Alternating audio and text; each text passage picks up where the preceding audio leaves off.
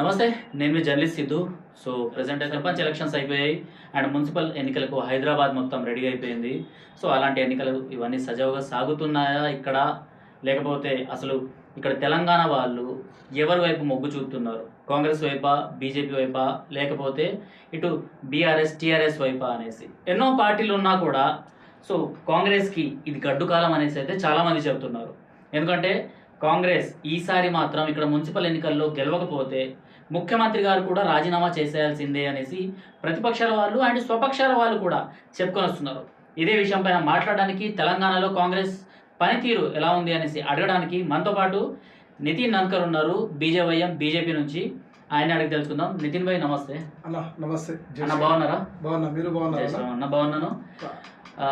అయితే మీకు ఏమనిపిస్తుంది? ఇప్పుడు సర్పంచ్ ఎలక్షన్స్ అయిపోయినాయి, ఇప్పుడు మున్సిపల్ ఎలక్షన్స్కి రెడీ అవుతుంది అండ్ తెలంగాణలో చాలా తొందరగా డేట్లు కూడా ఫిక్స్ అయిపోయినాయి. అంటే ఒక 10-15 డేస్లో ఈ మెజర్మెంట్స్ అన్నీ, క్యాల్కులేషన్స్ అన్నీ పూర్తి చేసుకున్నారు చకచక. ఇలాంటి సమయంలో కాంగ్రెస్ ఈసారి విన్ అవుతుందా లేకపోతే బీజేపీ విన్ అవుతుందా? మీరేమంటారు? ఫస్ట్ ఆఫ్ ఆల్ చూడాలి అంటే అన్న, కాంగ్రెస్ పార్టీ ముఖ్యంగా చూడాలి అంటే ఈ తెలంగాణలో ప్రతి ఒక్క ఏరియాలో సర్పంచ్ కానీ మున్సిపాలిటీ కానీ మళ్ళీ అన్ని జెడ్పీటీసీ ఎంపీటీసీ ఎలక్షన్ కోసం రెడీగా ఉంది. ఎవరున్నారు? First Congress party. తెలంగాణ ప్రజలకి, ముఖ్యంగా భాగ్యనగర్ ప్రజలకి ఒక మోసం చేసిన పార్టీ కాంగ్రెస్ పార్టీ. ఎందుకు అంటే మీరు డీలిమిటేషన్ చేస్తున్నారు. డీలిమిటేషన్ అంటే ఏంది? 10 సంవత్సరం తర్వాత ఏరియా కానీ పబ్లిక్ కానీ 25,000 నుంచి 50,000 పబ్లిక్ అక్కడ ఒక డివిజన్లో అయితే మళ్ళీ అక్కడ డీలిమిటేషన్ చేయాలి. డీలిమిటేషన్ ఎట్లా చేయాలి? మీరు ప్రతి ఒక్క పార్టీకి చెప్పాలి, మళ్ళీ లోకల్ ఎమ్మెల్యేకి చెప్పాలి, కార్పొరేటర్కి చెప్పాలి, అందరికీ చెప్పిన తర్వాత మీరు డీలిమిటేషన్ చేయాలి. కానీ మీరు ఏం చేసినారు? ఎవ్వరికి ఏం చెప్పలేదు. లోపల నుంచి డీలిమిటేషన్ అని బౌండరీస్ ఇచ్చినారు. ఆ బౌండరీస్ ఇచ్చిన తర్వాత 150కి 300 జిహెచ్ఎంసీ కార్పొరేటర్కి మీరు లిస్ట్ రెడీ చేసినారు.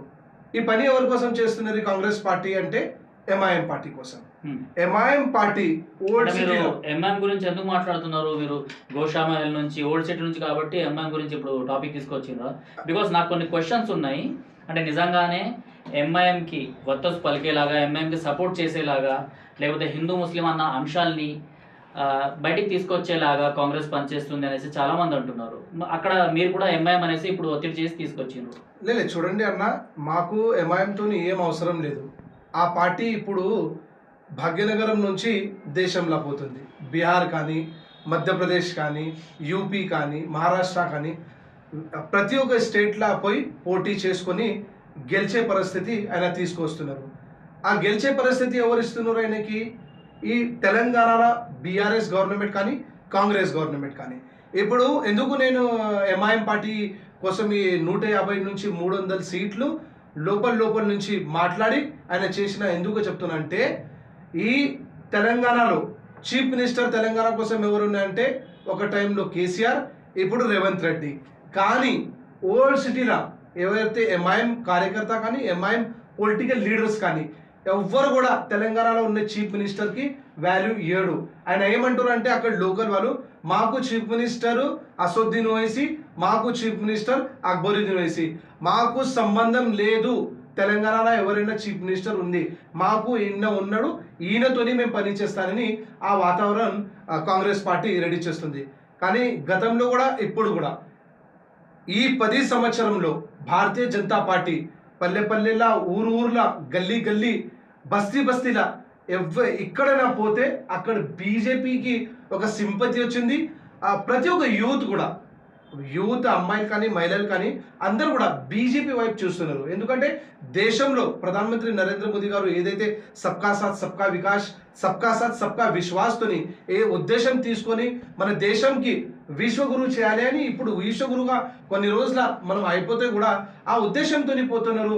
అదే ఆలోచన ఈ తెలంగాణలో ఉన్న ప్రతి ఒక్క యూత్కి కూడా, సిటిజన్స్కి కూడా వచ్చింది అని మేము అనుకుంటున్నాం. మనకు తెలిసిందే. అంటే ఎంఐఎం ఇటు టీడీపీ హయాంలో ఉన్నప్పుడు టీడీపీతో పొత్తు పెట్టుకుంది. ఆ తర్వాత టీఆర్ఎస్తోని ఉన్నప్పుడు టీఆర్ఎస్తో పెట్టుకుంది, ఇప్పుడు కాంగ్రెస్తో పెట్టుకుంది. సో కాంగ్రెస్ని హిందూ వ్యతిరేక కాంగ్రెస్ అనేసి అనుకోవచ్చా? 100% హిందూ వ్యతిరేకంగా కాంగ్రెస్ పార్టీ ఉంది. మేము ఎందుకు చెప్తున్నంటే కాంగ్రెస్లో బీఆర్ఎస్లో ఒక 1% కూడా చేంజెస్ లేదు. ఎందుకంటే 10 సంవత్సరంలో బీఆర్ఎస్ గవర్నమెంట్లో కూడా గుడిలు కానీ, లవ్ జిహాద్ కానీ, మరి గౌహత్య కానీ, ఎన్నో ల్యాండ్ జిహాద్ కానీ ఎన్నో జరిగింది. కానీ ఈ తెలంగాణలో వచ్చిన తర్వాత ఈ రేవంత్ రెడ్డి నేను కూడా ఒక హిందూ, నేను కూడా గౌమాత పూజ చేస్తా అని ఎంతో విశ్వాసంతో చెప్తున్నప్పుడు జుబ్లీ సెలక్షన్లో కాంగ్రెస్ అయితే ముస్లిం అయితే కాంగ్రెస్ ఎంత పెద్ద మాట చెప్పిన తర్వాత ఈ తెలంగాణలో ఉన్న 4 కోట్ల జనాభాలో 3 కోట్ల జనాభా హిందూ కూడా ఉన్నది. మరి నిజంగా రేవంత్ రెడ్డికి కాంగ్రెస్ పార్టీ ఏదైతే ఈరోజు పరిపాలన చేస్తుంది, మీరు ముస్లిం ఓటు ఇస్తే మీరు ఇక్కడ తెలంగాణలో గెలిచి మీరు ఇక్కడ తెలంగాణ గెలిచిన తర్వాత చీఫ్ మినిస్టర్ వచ్చినారా, లేదంటే హిందూ కూడా 3 కోట్ల జనాభా ఓటు ఇచ్చిన తర్వాత మీరు కూడా ఇక్కడ వచ్చినని ఈ ఆలోచన పబ్లిక్లో వస్తుంది.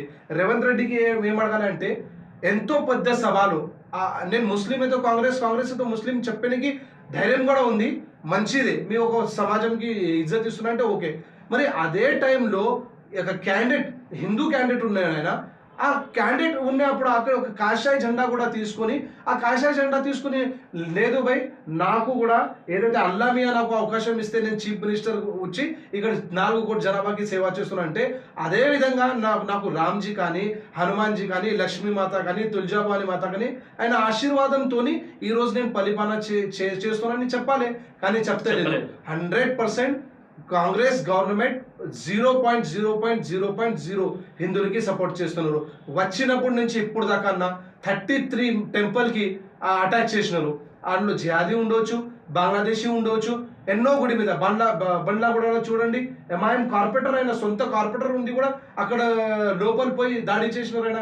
మళ్ళీ ఇక్కడ దర్బార్ మైసమ్మాల అదే పరిస్థితి, పురాణాపుల్లా అదే పరిస్థితి, మళ్ళీ ఇక్కడ సికింద్రాబాద్లో అదే పరిస్థితి. ఎవరైతే ఈ పని చేస్తున్నారు, ఈ కుట్ర చేస్తున్నారు, ఈ లోపల ఎవరు ఉన్నారు? గవర్నమెంట్ ఒకవేళ హిందూ సపోర్ట్లా ఉంటే ఈ కాంగ్రెస్ గవర్నమెంట్ ఉన్న ప్లేసెస్ లో హిందూ టెంపుల్స్ పైన అటాక్స్ అన్నవి సర్వసాధారణము, ఇట్లా జరుగుతూనే వస్తాయి అనేసి కర్ణాటకలో కూడా రుజువైంది. మళ్ళీ ఇక్కడ కూడా అదే నడుస్తుంది. 100% నేనేమంటూ కాంగ్రెస్ పార్టీ చూడండి అన్న, రామ్ మందిర్ కోసము రామ్ మందిర్ మనకి లేదు అని కపిల్ సిబ్బల్ లాగా లాయర్కి పెట్టుకొని ఆయన హైకోర్టులో సుప్రీంకోర్టులో గొడవ చేసే మనుషులు ఉన్నారన్న. ఆ 500 సంవత్సరం నుంచి ఎంతో కాల్సేవక్ కానీ ఎంతో మంది వేలాది మంది లక్షల మంది అక్కడ బలిదానం ఇస్తే ఎన్నో పీడిపోయింది. మీ కానీ మాది కానీ అమ్మా నాన్న పెద్దలు అందరూ అరే రామ్ మందిర్ కబ్బంతా హమ్ రామ్ మందిర్ బన్నాచారే, హమ్ రామ్ మందిర్కు దేఖ్నాచారే, ఎన్నో పీడిపోయింది. కానీ రామ్ మందిర్ చూడలేదు. అప్పుడు కూడా కాంగ్రెస్ పార్టీ దేశంలో కూడా గుడిల మీద అటాక్ జరిగితే సపోర్ట్ చేయలేదు. ఎప్పుడు కూడా కర్ణాటక కానీ ఇప్పుడు తెలంగాణ కానీ ఇదే పరిస్థితి జరుగుతుంది. కాంగ్రెస్ బ్లడ్లా ఎనీ టైం హిందూ వ్యతిరేకంగా ఉంటాయని మేమైతే అనుకుంటున్నట్లు. కార్పొరేటర్ ఈ ఎలక్షన్స్ ఏవైతే జరగబోతున్నాయో, మున్సిపల్ కావచ్చు లేకపోతే తెలంగాణ వైడ్గా ఏవైతే ఈ ఎలక్షన్స్ జరగబోతున్నాయో, సో అందులో కాంగ్రెస్కి ఓటు వేయొద్దు అనేసి ప్రచారం చేస్తే మీరు ఎలాంటి మాటల్ని తీసుకుంటారు? ఇప్పుడు పరిస్థితి ఎట్లా ఉంది అంటే అన్న, భారతీయ జనతా పార్టీ చెప్పే అవసరం లేదు కాంగ్రెస్కి ఓట్ వేయొద్దు అని. ఎందుకంటే ప్రజల మీద వచ్చింది అది. ప్రజలు ఏమనుకుంటున్నారంటే మేము కాంగ్రెస్కి బీఆర్ఎస్కి తగాల్సిపోయినాం, ఈ బీఆర్ఎస్ మొత్తం కరప్టెడ్ పార్టీ అయిపోయింది, ఫ్యామిలీ పార్టీ అయిపోయిన తర్వాత ఒక అవకాశం కాంగ్రెస్ పార్టీకి ఇద్దాం, రేవంత్ రెడ్డికి ఇస్తాం అని ఆ అవకాశం ఇచ్చింది. ఆ అవకాశం ఇచ్చిన తర్వాత ఇప్పుడు ఏం పరిస్థితి అన్న, అమ్మాయిలు సురక్షిత లేదు, యూత్కి జాబ్ లేదు, మరి హిందూ వ్యతిరేకంగా గవర్నమెంట్ ఉంది, లవ్ జిహాద్ ఎక్కువ డైలీ బై డే నడుస్తూనే ఉంది, మన ఎన్నో ల్యాండ్ జిహాద్ అవుతుంది. ఇప్పుడు భారతీయ జనతా పార్టీ చెప్పే అవసరం లేదు కాంగ్రెస్కి ఓటేయండి. పబ్లిక్ అంటున్నాను ఈసారి జిహెచ్ఎంసీలో కాంగ్రెస్కి అస్సలు ఓటియ మేమని పబ్లిక్ 100% డిసైడ్ అయిపోయినారు. ల్యాండ్ జిహాద్ అనేసి మీరు అన్నారు, అంటే హైదరాబాద్లో కానివ్వండి, తెలంగాణలో కానివ్వండి, హిందువుల ల్యాండ్స్ని వక్ఫ్ కానివ్వండి, లేకపోతే ముస్లిం మదర్సాలకు కానివ్వండి, లేకపోతే శంషాన్ ఘాట్ కానివ్వండి, వాళ్ళకి ఇచ్చిన ఏమైనా దాఖలాలు ఉన్నాయా? అన్న చూడండి, ఇప్పుడు జూబ్లీహిల్స్లో కూడా ఆ హిందూ ల్యాండ్ ఉంది, ఉమ్. ఒక ముస్లింకి ఇచ్చినారు అన్న. ఆ? ఎందుకు అవసరమా మీకు? అరే హిందూ ల్యాండ్ ఉంది, హిందూ ల్యాండ్కి ఇవ్వాలి, హిందూ గుడికి ఇవ్వాలి, లేదంటే హిందూ టెంపుల్కి ఇవ్వాలి. మీరు ముస్లింకి ఇస్తా అని చెప్పినారు. మరి ఆ ల్యాండ్ హిందూ ఉండి కూడా మీరు ముస్లింకి ఇస్తే మరి ల్యాండ్ చేయదు అయిపోయింది అన్న. ఈ సిర్ఫ్ ఒక శాంపల్ ఉంది జూబ్లీహిల్స్లో. ఎన్నో ల్యాండ్ తెలంగాణలో, ముఖ్యంగా భాగ్యనగరంలో, ఓల్డ్ సిటీ ఇలా చూస్తే ఎంతో గుడి మీద అటాక్ జరుగుతుంది. మొన్న కూడా మాధవీలత గారు ఓల్డ్ సిటీలో పోయినారు, అక్కడ కూడా చాలా పెద్ద పెద్ద బిల్డింగ్ కట్టినారు. అక్కడ ఆ ల్యాండ్ ఇక్కడ నుంచి వచ్చిందా భయ్? మా గుడి ల్యాండ్ అక్కడ. ఆ గుడి ల్యాండ్కి మీరు టార్గెట్ చేసుకొని పెద్ద పెద్ద బిల్డింగ్ కట్టిందను. ఇప్పుడు మూసీ నది ఉన్నానా, మూసీ నదికి దగ్గరగా చూస్తే సరౌండింగ్లో అన్ని ఫంక్షన్ హాల్స్. ఎవరిది ఫంక్షన్ హాల్ అన్న? ఎంఐఎం వాళ్ళు ఫంక్షన్ హాల్స్ ఉంది. ఆ ల్యాండ్ ఎవరిది? ఆ ల్యాండ్ హిందూని ల్యాండ్. అక్కడ గుడి ఉంది, జియాగూడ ఎంత పెద్ద గుడి ఉంది. ఆ Jiyaguda the temple the land మొత్తం కొంచెం కొంచెం కొంచెం కొంచెం కబ్జా చేసుకొని ఈరోజు ఏం పరిస్థితి ఉంది? అక్కడ చూడాలి అంటే బిల్డింగ్లు చూడాలి, అక్కడ చూడాలి అంటే ఫంక్షన్ హాల్ చూడాలి, అక్కడ చూడాలి అంటే మొత్తం కబ్జా చేసుకొని కూర్చున్నారు.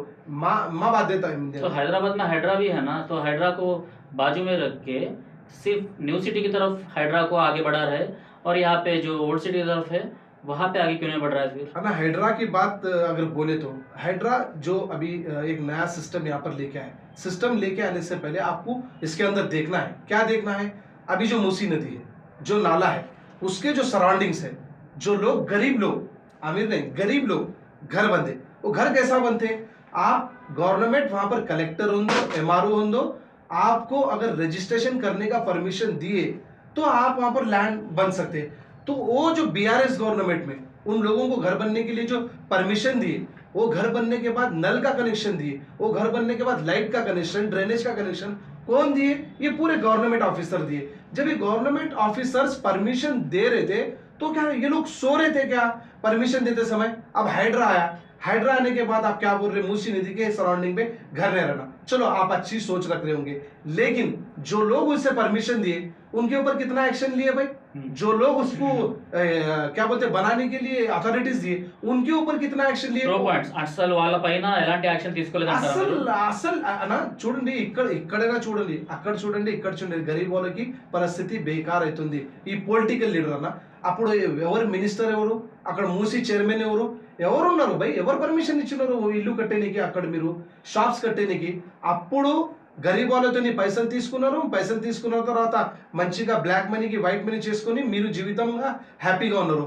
అదే మినిస్టర్, అదే పార్టీ, అదే ఆఫీసర్స్ ఇక్కడ ఉన్నారు, మరి పర్మిషన్ ఇచ్చే అయినప్పుడు ఒక యాక్షన్ తీసుకోవాలి అని ఇదే హైడ్రా కమిషనర్కి మేము చెప్తున్నాము. సో హైదరాబాద్లో ఈ ఆడవాళ్ళ పైన కూడా ఆకృత్యాలు అన్నవి జరుగుతూనే ఉన్నాయి. సో దానిపైన ఏమంటారు? హైదరాబాద్లో కానివ్వండి, లేకపోతే తెలంగాణలో కానివ్వండి, ఆకృత్యాలు అనేవి సర్వసాధారణం అయిపోయింది. ఇప్పుడు మహిళలకి సురక్ష లేదంటే అప్పుడు బీఆర్ఎస్ గవర్నమెంట్లో కూడా సెక్యూరిటీ సిస్టమ్ మహిళలకి లేదు. ఎప్పుడు కూడా కాంగ్రెస్ గవర్నమెంట్ వచ్చిన తర్వాత మహిళలకి సెక్యూరిటీ సిస్టమ్స్ లేదు. 2700 నుంచి పైన కేసెస్ అమ్మాయిల మీద అటాక్ జరిగిన కేసెస్ ఉంది. మళ్ళీ 100 మీద పైన కేసెస్ రేప్ కేసెస్ ఉంది. ఎంతో కేసెస్ ఆ అమ్మాయిలకి కిడ్నాప్ చేసిన కేసెస్ ఉంది. మరి గవర్నమెంట్ ఈ విషయంలో, అమ్మాయి విషయంలో ఏం చేస్తుంది అమ్మ? నిజంగా గవర్నమెంట్లో ఇక్కడ ఉండే చాలా మంది ఎవరైతే అఫీషియల్స్ ఉన్నారో ఎంతో మంది ఆ అమ్మాయి పైన టార్గెట్ చేస్తున్నారు, రేప్ చేస్తున్నారు, లేదంటే ఆయన పైన బ్లాక్ మనీకి చేస్తున్నారు, కిడ్నాపింగ్ చేస్తున్నారు. ఈ గవర్నమెంట్ ఏం చేస్తుంది అన్న?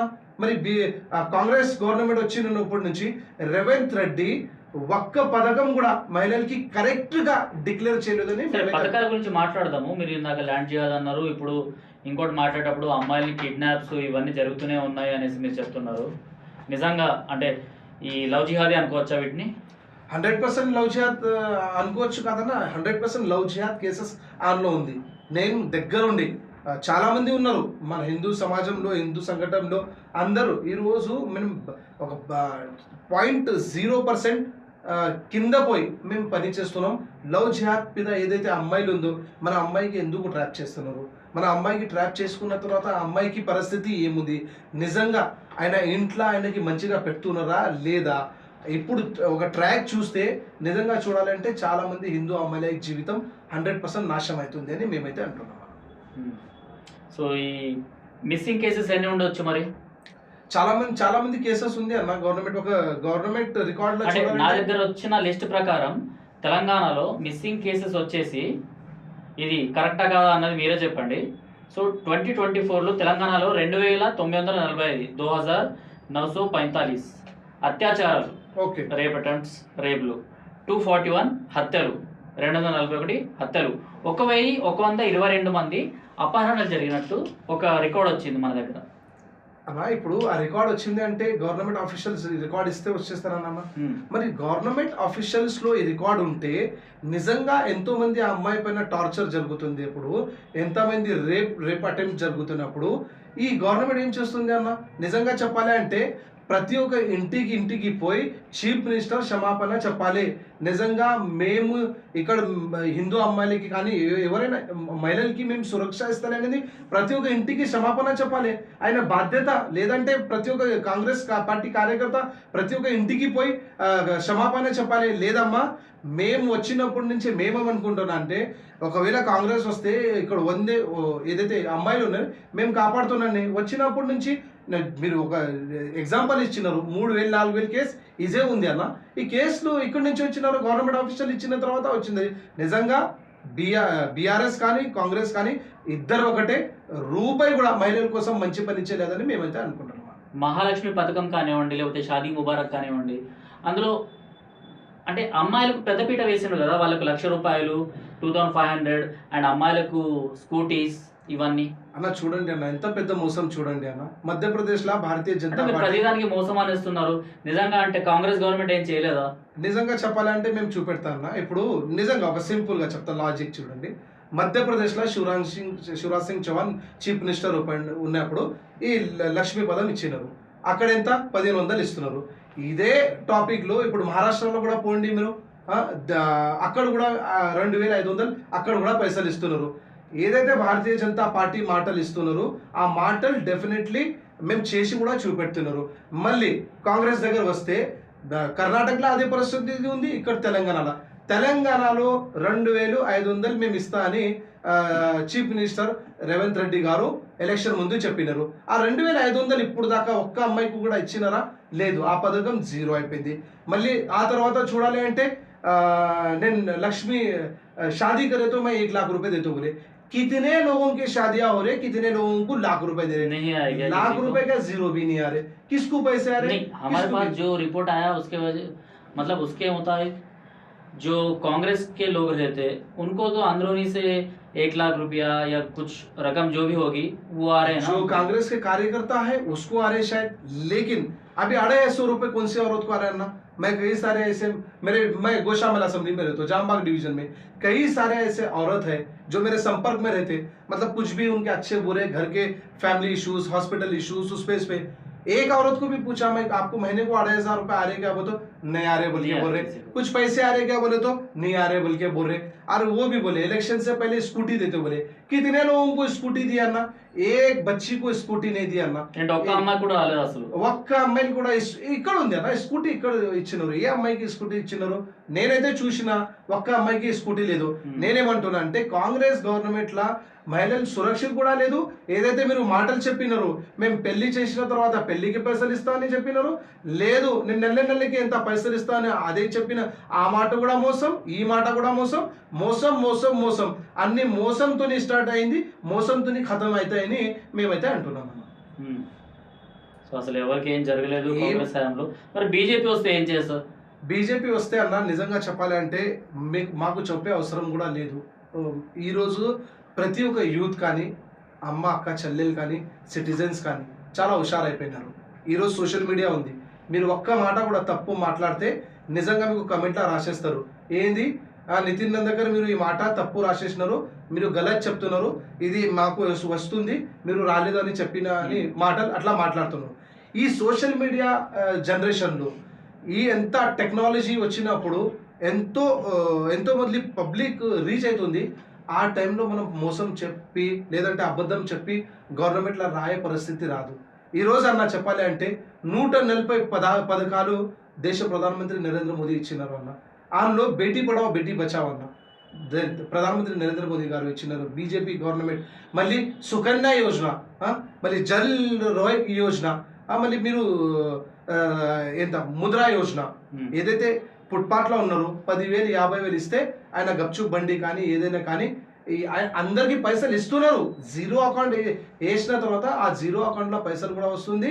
జీరో అకౌంట్లో పైసలు వచ్చిన తర్వాత ఆయన వ్యాపారం కూడా చేస్తున్నారు, ఫ్యామిలీకి కూడా మంచిగా ఆయన నడిపిస్తున్నారని చెప్తున్నారు. ఈ రికార్డ్ ఓన్లీ ఫర్ రికార్డ్లా కాదు, ఇప్పుడు టెక్నాలజీ ప్రకారం ఈ సోషల్ మీడియా ద్వారా అందరికీ తెలిసిపోతుంది భారతీయ జనతా పార్టీ ఏం చేస్తుంది.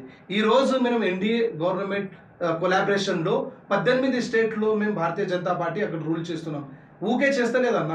ఒక్క ఎమ్మెల్యే సీట్ గెలిచిన తర్వాత మళ్ళీ ఒక ఎమ్మెల్యే సీట్ గెలవాలి అంటే చాలా కష్టం. ఒక ఎంపీ సీట్ గెలిస్తే మళ్ళీ ఎంపీ సీట్ గెలవాలి అంటే చాలా కష్టం. ఇప్పుడు కూడా 15 సంవత్సరం లోపల ఉన్నారా మనం. భారతీయ జనతా పార్టీ ఈ దేశంలో ఎంత పరిపాలన చేస్తున్నంటే నిజంగా పని చేస్తే మనం ఈరోజు పరిపాలన చేస్తున్నామని మేమైతే అంటున్నాం. మాకు అవసరం లేదు చెప్పే పరిస్థితి. ప్రతి ఒక్క ఉత్తరప్రదేశ్లో పోయింది అన్న. ఉత్తరప్రదేశ్లో ఏముంది, బాబా యోగి ఆదిత్యనాథ్ గారు ఏం చేస్తున్నారు. ఒక్క అమ్మాయికి కూడా తప్పు చేస్తే టచ్ చేస్తే నిజంగా ఇంట్లో కూసి గుసాయించిపోయి బుల్డర్తో ఇంట్లో కొలాప్స్ చేస్తున్నారు. ఆయన స్టేషన్లో పోయి ఆయనకి కూడా కొలాప్స్ చేస్తున్నారు. ఆ పరిస్థితి ఉత్తరప్రదేశ్లో ఉంది అన్న. ఉత్తరప్రదేశ్లో మీరు ఎంత పెద్ద మహాకుంభం ఎలా జరిగింది. నేను అనుకుంటున్నా 100 కోట్లు అక్కడ మనిషి వచ్చినారు. ఎట్లా మనం హ్యాండిల్ చేసినారు అన్న. ఆ పరిస్థితి ఎట్లా హ్యాండిల్ చేసినారు. ఈరోజు రోడ్ ఇన్ఫ్రాస్ట్రక్చర్ ఇప్పుడు దేశంలో ఎక్కడైనా కాంగ్రెస్ గవర్నమెంట్లో పోవాలి అంటే చాలా కష్టం. ఎందుకన్నా ఇక్కడ నుంచి మనం జహీరాబాద్ క్రాస్ చేస్తే అక్కడ పోవాలి అంటే రోడ్ సరిగా లేదు. ఇక్కడ నుంచి విజయవాడ పోవాలి అంటే సరిగా లేదు. ఇప్పుడు 15 సంవత్సరం ముందు. ఈరోజు పోండి మీరు దేశంలో ఎక్కడైనా పోండి అన్న, హైటెక్ రోడ్స్ ఉంది. హైటెక్ రోడ్స్, మనం హైటెక్ టెక్నాలజీ ఎట్లా అంటున్నారు, హైటెక్స్ రోడ్స్ ఎట్లా ఉంది అదే పరిస్థితి నితిన్ గడ్కరీ గారు తీసుకొచ్చినారు. వచ్చే సమయంలో కూడా ఏదేదో కూడా ప్రతి ఒక్క డెవలప్మెంట్. ఈరోజు ఎంతోమంది అమ్మాయిలు అన్న, లక్షల మంది అమ్మాయిలు బాత్రూమ్కి పోవాలి అంటే మార్నింగ్ 4 o'clock అందరు లేచే ముందు లోపల పోయి బాత్రూమ్ చేసి వస్తున్నారు అన్న. అందరు లేవక ముందు. ఈరోజు ఏం పరిస్థితి ఉందన్న. ఊర్లా పల్లెలో జిల్లాలో ప్రతి ఒక్క చూడండి గవర్నమెంట్ తరపు నుంచి భారతీయ జనతా పార్టీ ప్రతి ఒక్క స్టేట్కి కాంగ్రెస్ గవర్నమెంట్ కానీ బీఆర్ఎస్ గవర్నమెంట్కి కానీ ఒక బాత్రూమ్ కట్టడానికి కూడా పైసలు ఇచ్చినారు అన్న. ఈరోజు చాలా మంది అమ్మాయిలు మనకి బాత్రూమ్ ఉంది, మాకు అవకాశం నరేంద్ర మోదీ ఇచ్చారని చెప్తున్నారు. ఎంతోమంది స్ట్రీట్ లైట్స్ అన్న. మనం ఇంతకుముందు ఊర్లో పోవాలి అంటే స్ట్రీట్ లైట్స్ కూడా లేదన్న. ఇప్పుడు చూడండి ఊరు కానీ మీరు మెయిన్ రోడ్ కానీ హైవేస్ కానీ ఇక్కడ పోండి, లైట్స్ సిస్టమ్ ఎట్లా ఉంది. జబర్దస్త్ లైట్ సిస్టమ్ ఉంది. ఎవరు ఇచ్చినారన్న. భారతీయ జనతా పార్టీ నరేంద్ర మోదీ గారు ఇచ్చిన తర్వాత ఆ సిస్టమ్ వచ్చింది. నిజంగా చెప్తున్నానంటే ఈసారి మాకు భారతీయ జనతా పార్టీకి చెప్పే అవసరం లేదు. మున్సిపాలిటీ కానీ జిహెచ్ఎంసీ కానీ భారతీయ జనతా పార్టీకి తెలంగాణలో ఉన్న ప్రతి ఒక్క వ్యక్తి సపోర్ట్ చేసి గెలిపిస్తానని. చూడండి అన్న, లాస్ట్ టైం నాకు 50 సీట్స్ ఉన్నారు ఇక్కడ గ్రేటర్ హైదరాబాద్లో. ఈసారి మేము మేయర్ కూడా అవుతున్నాం. 3 మేయర్ కూడా మేము 100% అక్కడ గెలిచి ఈ భాగ్యనగరంకి సేవ చేస్తానని మేము అని చెప్తాం. కాషాయ జెండా 100% అన్న. ఒక ఎగ్జాంపుల్ చెప్పాలంటే ఒక అమ్మాయి ముమ్రాలు कैसा हराया अरे कैसा हराया बोले तो एक सीट जीते तो ఒక్క सीट మీరు గెలిస్తే कैसा हराया नहीं पूरा हरा कर देंगे तुम्हारे बाप की जागीर है क्या. एक सीट जीतने की हरा करने के लिए ये हिंदुस्तान भगवा था, भगवा है और भगवा रहेगा. ఈ మాట మేము చెప్తున్నాం. మీ దేశంలో ఉన్న ప్రతి ఒక్క హిందూ కూడా చెప్తే ఈ మాటలతోని ఈ టైంపాస్తోని మేము హరా చేస్తా అది చేస్తా ఇదా చేస్తా అంటే అది జరగదు కూడా. మేము జరగనికి కూడా ఇయ్యదు. ఇంకోటి మేము చూసిన నితిన్ నంద్కర్ బీఆర్ఎస్ గవర్నమెంట్లో కానివ్వండి లేకపోతే బీజేపీలో ఉన్నప్పుడు కూడా, ఇంతకుముందు మీరు బీఆర్ఎస్ గవర్నమెంట్లో ఉన్నప్పుడు బీజేపీ గోల్కొండ ఇన్ఛార్జ్గా అండ్ ప్రెసిడెంట్గా అక్కడ ఉన్నారు మీరు. సో ఇప్పుడు కాంగ్రెస్ వచ్చింది. కాంగ్రెస్లో వచ్చినా కూడా మీరు ఎన్నో ఉద్యమాలు చేస్తూనే ఉన్నారు. సో అందులో మాట్లాడాలంటే మెయిన్గా మీతో పాటు యంగ్స్టర్స్ ఎవరైతే ఉంటారో నిరుద్యోగులు, వాళ్ళ గురించి ఫైట్ చేస్తున్నారు. నిరుద్యోగులకి 1,00,000 జాబులు అని చెప్పిన గవర్నమెంట్ మరి ఏమైంది. నిజంగా చెప్పాలంటే ఒక మాట అన్న, నేను మళ్ళీ మన ఇంటర్వ్యూ చూసిన తర్వాత సిద్ధన్న ఏదైతే అడుగుతున్నాం కావాలని అడుగుతున్నాం అర్థం వెళ్తలేదు అని అనుకోద్దు. లేదు నేను నిజంగా ఎందుకంటే ఇప్పుడు నిజంగా చాలా మంది పిల్లలను కూడా ఇప్పుడు అరెస్ట్ చేస్తున్నారు కదా. నిజంగా చెప్పాలి అని చెప్పట్లేదు. నేను ప్రతి ఒక్క విషయం నీతి నిజాయితీతోని కరెక్ట్గా నిజాయితీగా చెప్తున్నాను. ఎందుకంటే ఆ మాటల్లో జస్టిస్ ఉంది. జస్టిస్ అంది ఏముందన్నా, ఇప్పుడైనా కొలాబరేషన్ ఉండాలి. ఎవరితోని? గవర్నమెంట్తోని, మళ్ళీ యూత్తోని. ఏ కొలాబరేషన్ ఉంది అన్న? నిజంగా చెప్పాలి అంటే బీఆర్ఎస్ గవర్నమెంట్ గ్రూప్ 1 కానీ గ్రూప్ 2 కానీ కానిస్టేబుల్ కానీ ఎస్ఐ కానీ ఒక్క పథకం ఒక్క జాబ్ నోటిఫికేషన్ కూడా ఇవ్వలేదన్న. మేము ఎన్నో పోరాటం చేసినాం. ఇదే టీఎస్పీఎస్ దగ్గర ధర్నా చేస్తే 14 రోజు జైల్లో పోయింది మా భానుప్రకాష్. అప్పుడు బండి సంజయ్ గారు వచ్చినారు, అందరు వచ్చినారు, మా పైన కూడా కేసులు అయిపోయినారు. మేమేమంటున్నాం ఈ బీఆర్ఎస్ గవర్నమెంట్లో పరిస్థితి ఎట్లా ఉంది అంటే యూత్ది. ఇప్పుడు కాంగ్రెస్ గవర్నమెంట్ వచ్చింది. కాంగ్రెస్ గవర్నమెంట్లో ఒక జాబ్ క్యాలెండర్ రిలీజ్ చేస్తాయని అక్కడ ముషీరాబాద్లో చెప్తే, అశోక్ నగర్లో అక్కడ ఎంతో మంది రాత్రి రాత్రి రాత్రి రాత్రి రాత్రి అరెస్ట్ చేసినారు. అరే ఏం తమాషా జరుగుతుంది, ఏం జరుగుతుంది అన్న? అరే నీ అమ్మ జాబ్ క్యాలెండర్ ఈ అని చెప్తున్నారు. ఏ జాబ్ నువ్వు ఇమీడియట్ ఈ అని చెప్పట్లేదు, జాబ్ క్యాలెండర్ రిలీజ్ చేయండి. మీరు 10 సంవత్సరాల నుంచి ఈ తెలంగాణ ఉద్యమం ఎందుకు అయింది అన్న? ఒకవేళ ఈ తెలంగాణ ఆంధ్రప్రదేశ్ నుంచి మనకి వస్తే మన జాబ్ మనకి వస్తాయి, మన అవకాశం మనకి వస్తాయి, మేము ఇక్కడ పుట్టినాం, మనకి అన్ని అవకాశం వస్తాయని ఆ ఆలోచనతో శ్రీకాంత్ చారి కానీ ఎంతోమంది ఉస్మానియా యూనివర్సిటీలో ఉన్న యూత్లు పోరాడి పోరాడి పోరాడి కొట్లాడి కొట్లాడి కొట్లాడి జీవితంకి అమరం అయిపోయినారన్న. అమరం అయిపోయిన తర్వాత ఈ తెలంగాణకి బంగారు తెలంగాణ చేస్తాని కంగారు తెలంగాణ చేసి పరిస్థితి ఈరోజు బీఆర్ఎస్ కానీ కాంగ్రెస్ కానీ ఇది చేస్తున్నారన్న. జాబ్ క్యాలెండర్ రిలీజ్ చేస్తే ఎంతోమంది యూత్కి మేము పోయినాం. మా స్టేట్ జనరల్ సెక్రటరీ కాసం అన్న కానీ, మళ్ళీ మహేందర్ కానీ, భరత్ గౌడ్ గారు కానీ, మళ్ళీ గణేష్ అన్న కానీ, ఆయనకి పోయి ప్రతి ఒక్క పిఎస్లో రాత్రికి రాత్రి అరెస్ట్ చేసుకొని పిఎస్లో ప్రియంటివ్ అరెస్ట్ చేసినారన్న. ఎందుకు చేసినారు భయ్? నిజంగా చెప్పాలి అంటే ఆ రోజు ఓడియన్ మాల్కి ఓపెనింగ్కి వచ్చినారు చీఫ్ మినిస్టర్ రేవంత్ రెడ్డి. అని రాత్రి రాత్రి 4 o'clock నాకు తీసుకోపోతున్నారు.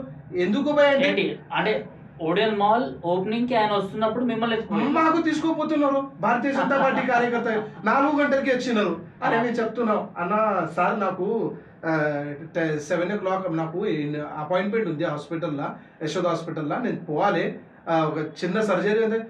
లేదు మీకు కంపల్సరీ ప్రివెంటివ్ అరెస్ట్ లో ఉండాలి అని నాకు గవర్నమెంట్ ప్రోగ్రామ్ లో కాదు కదా వచ్చింది అక్కడ.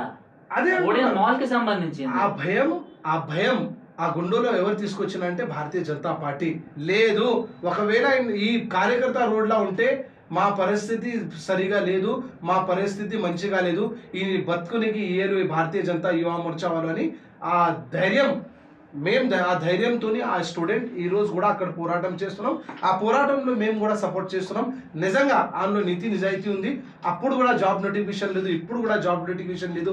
ఎంతోమంది యూత్ ఊరులా పోతున్నారు. స్విగ్గీ జొమాటోలో ఎంతో పిహెచ్డి చేసే పిల్లగా యూత్ కూడా ఈరోజు స్విగ్గీ జొమాటోలో ఉన్నారు అన్న. అరే ఆయన అమ్మ నాన్న అక్క చెల్లెలు ఎంతో పైసలు ఒక 3 సంవత్సరం 3 టైంలో ఒక్క టైం అన్నం తిని ఆయనకి పైసలు పంపి ఊరు నుంచి ఇక్కడ హాస్టల్లో ఉంటే ఈరోజు పరిస్థితి ఏముంది? ఆయన మంచిగా డిగ్రీ అయిపోయిన తర్వాత పీజీ అయిపోయిన తర్వాత ఈరోజు ఆయన స్విగ్గీ జొమాటోలో పని చేస్తారు. స్విగ్గీ జొమాటోలో పని చేస్తే తప్పు కాదు, అది కూడా పని. ప్రతి ఒక్క పని 100% ప్రతి ఒక్క పనికి మేము గౌరవం ఇస్తున్నాం. కానీ నువ్వు ఎందుకు చదువుకున్నావు? నీ డిగ్రీ ప్రొఫెషన్ ఏంది? నువ్వు పిహెచ్డి ఎందుకు చేసినావు? నీ ప్రొఫెషన్కి నిజంగా నీ వాల్యూ ఎంత ఉందా?